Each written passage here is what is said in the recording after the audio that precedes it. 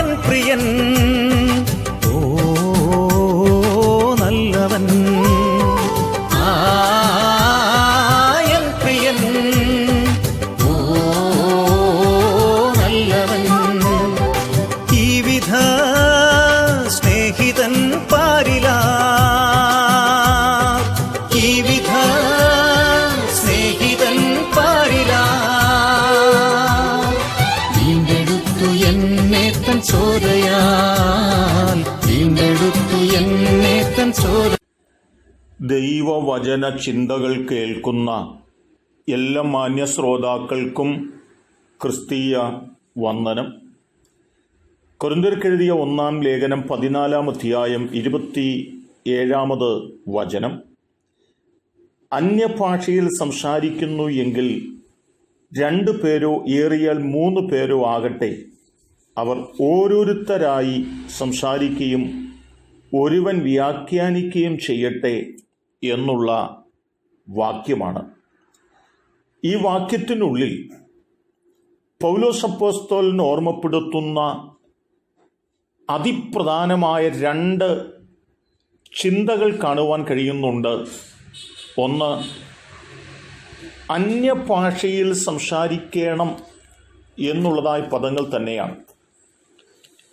സഭയ്ക്കുള്ളിലുണ്ടായതായ തർക്കങ്ങളുടെയും വാദങ്ങളുടെയും മുൻപിലാണ് 2-3 പേർ അന്യഭാഷയിൽ സംസാരിക്കട്ടെന്നും അത് വ്യാഖ്യാനിക്കുവാൻ ഒരു വ്യാഖ്യാനി ഉണ്ടായിരിക്കട്ടെ എന്നും പൗലോസ് ആ ഭാഗത്ത് ഓർപ്പിച്ചിട്ടുള്ളത്. 14-ാം അധ്യായത്തിൻ്റെ 2-ാമത് വാക്യത്തിലേക്ക് കടന്നു വരുമ്പോൾ, അന്യഭാഷയിൽ സംസാരിക്കുന്നവൻ മനുഷ്യനോടല്ല ദൈവത്തോടത്രേ സംസാരിക്കുന്നതെന്നും അത് ആരും തിരിച്ചറിയുന്നില്ലെന്നും ആത്മീക വർധനവിന് വേണ്ടിയാണ് ഓരോരുത്തരും ദൈവത്തോട് സംസാരിച്ചു കൊണ്ടിരിക്കുന്നതെന്നും ഓർമ്മപ്പെടുത്തുമ്പോൾ, ഏത് സന്ദർഭത്തിലും ഏത് സാഹചര്യത്തിലും ഒരു മനുഷ്യന് ദൈവത്തോട് സംസാരിപ്പാൻ അവകാശമുണ്ടെന്നും അതിനെ തടയുവാൻ ആരെയും ദൈവം അനുവദിച്ചിട്ടില്ലെന്നും കൂടി പൗലോസ് ഓർമ്മപ്പെടുത്തി ഉണർത്തുന്നുണ്ട്. പുതിയ നിയമസഭയിലേക്ക് പരിശുദ്ധാത്മാവിൻ്റെ ആഗമനം സംബന്ധിച്ച കാര്യങ്ങൾ നാം നോക്കുമ്പോൾ, അപ്പോസ്തല പ്രവൃത്തികളുടെ പുസ്തകം 1-ാം അധ്യായത്തിനകത്ത് കർത്താവായ യേശുക്രിസ്തുവിൻ്റെ സ്വർഗാരോഹണവും ദൈവത്തിൻ്റെ പരിശുദ്ധാത്മാവിന് വേണ്ടിയുള്ള കാത്തിരിപ്പും ഓർമ്മപ്പെടുത്തുകയാണ്. 2-ാം അധ്യായത്തിലേക്ക് കടന്നു വരുമ്പോൾ, കാത്തിരുന്ന 120 പേരുടെ മേൽ ദൈവത്തിൻ്റെ പരിശുദ്ധാത്മാവിൻ്റെ ഒരു സാന്നിധ്യം ഇറങ്ങി വന്നതായിട്ട് രേഖപ്പെടുത്തുന്നുണ്ട്. അവിടെ പറയുന്നത്, പെന്തക്കോസ്ത് നാൾ വന്നപ്പോൾ എല്ലാവരും ഒരു സ്ഥലത്ത് ഒന്നിച്ചു കൂടിയിരുന്നു. പെട്ടെന്ന് കൊടിയ കാറ്റടിക്കുന്നത് പോലെ ആകാശത്തു നിന്ന് ഒരു മുഴക്കം ഉണ്ടായി എന്നുള്ള പദമാണ്. ആ മുഴക്കം ദേശം ദേശാന്തരമായി കേൾക്കുകയും അത് കേട്ടയാളുകൾ ആ സ്ഥലത്തേക്ക് ഓടിക്കൂടുകയും ചെയ്യുവാനിടയായി തീർന്നു എന്ന് 5-ാം വാക്യത്തിനുള്ളിൽ പറയുന്നുണ്ട്.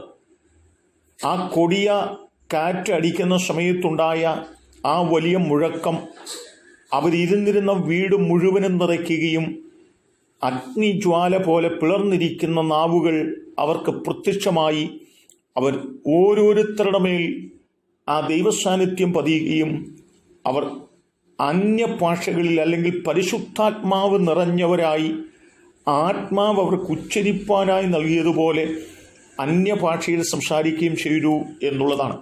അവിടെ 1-2 പേരല്ല അന്യഭാഷയിൽ സംസാരിച്ചത്, കൂടി വന്നതായ ആളുകൾ മുഴുവനും അന്യഭാഷയിൽ സംസാരിച്ചു എന്ന് രേഖപ്പെടുത്തപ്പെടുകയാണ്. എന്നാൽ ജനത്തിൻ്റെ ഇടയിലെ തർക്കങ്ങളും വാദങ്ങളുമാണ് 2-3 പേർ അന്യഭാഷകളിൽ സംസാരിക്കുക എന്ന് പൗലോസ് ഓർമ്മപ്പെടുത്തുന്നതായി കാണുവാൻ കഴിയുന്നത്.